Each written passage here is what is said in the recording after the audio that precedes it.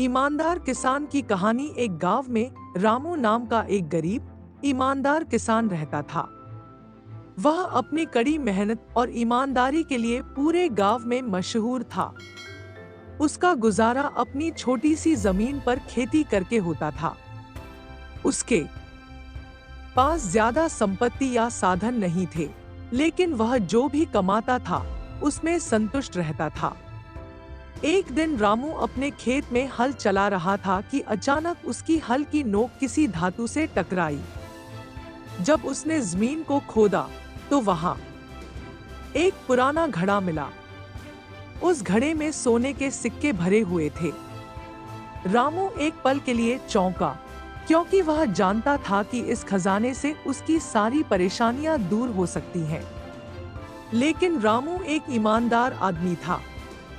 उसने सोचा कि यह खजाना उसका नहीं है, बल्कि यह किसी और का है और उसे इस पर हक नहीं जमाना चाहिए।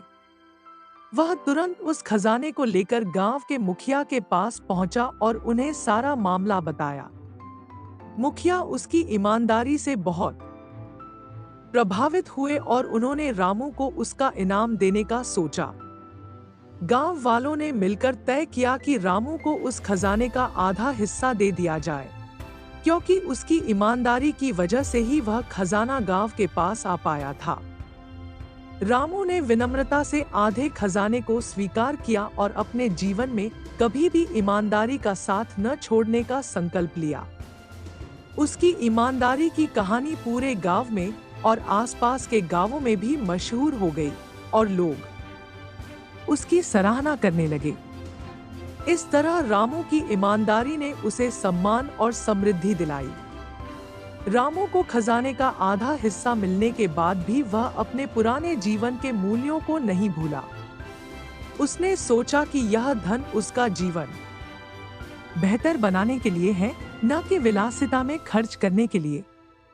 उसने सबसे पहले अपने खेतों में सुधार करवाया, ताकि अधिक फसल उगा सके और दूसरों की मदद कर सके।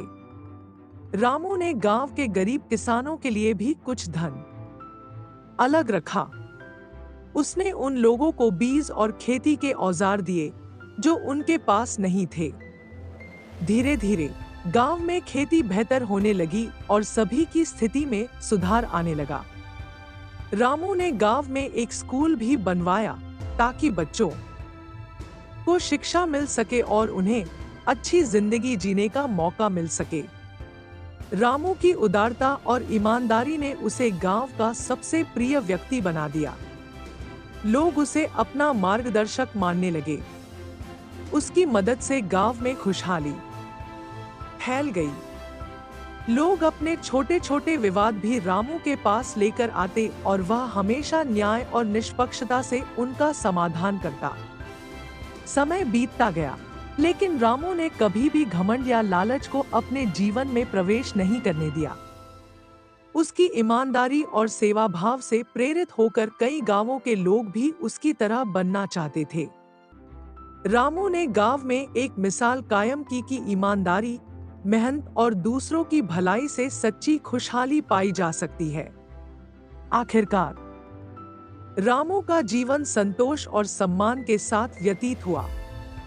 उसकी कहानी से यह सीख मिलती है कि ईमानदारी और परोपकार ही सच्चे सुख और सफलता के रास्ते हैं।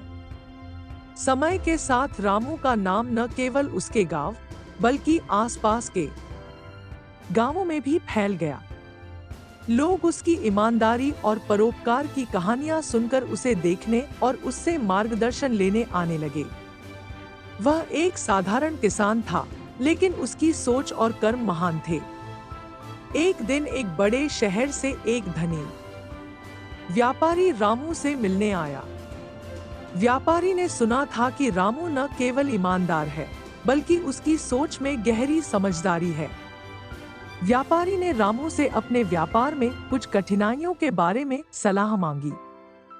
रामू ने शांत मन से उसकी समस्या सुनी और बड़े सरल शब्दों में उसे सलाह दी कि अपने व्यापार में केवल लाभ पर ध्यान न देकर व्यापार में ईमानदारी और सेवा भाव को भी महत्व देना चाहिए। व्यापारी ने रामू की बातों पर अमल किया। और उसके व्यापार में धीरे धीरे उन्नति होने लगी। व्यापारी ने रामू की मदद से अपने व्यापार को सफल बना लिया और उसकी ईमानदारी से प्रेरित होकर अपने व्यापार में भी ईमानदारी और नैतिकता को शामिल किया। व्यापारी ने रामू को धन्यवाद देने के लिए ढेर सारा धन और उपहार देने का प्रस्ताव रखा, लेकिन रामू ने विनम्रता से सब ठुकरा दिया और कहा, मेरा इनाम तो आपकी सफलता और आपके ईमानदार प्रयास है, मुझे और कुछ नहीं चाहिए। रामू का जीवन ऐसे ही सेवा और ईमानदारी में व्यतीत होता रहा। उसकी सरलता और सादगी ने उसे लोगों के दिलों में एक खास स्थान दिला दिया। उसकी मृत्यु के बाद भी लोग उसकी कहानियां सुनाते रहे और उसे एक आदर्श व्यक्ति के रूप में याद करते रहे। गांव वालों ने उसकी याद में एक विद्यालय और एक धर्मशाला बनवाया ताकि उसकी शिक्षा और सेवा की भावना पीढ़ी दर पीढ़ी लोगों के दिलों में जीवित रह सके। इस प्रकार रामू की कहानी हमें यह सिखाती है कि असली सफलता धन में नहीं, बल्कि ईमानदारी, मेहनत और सेवा भाव में है। उसने न केवल अपने जीवन को बल्कि दूसरों के जीवन को भी बेहतर बनाने का रास्ता दिखाया।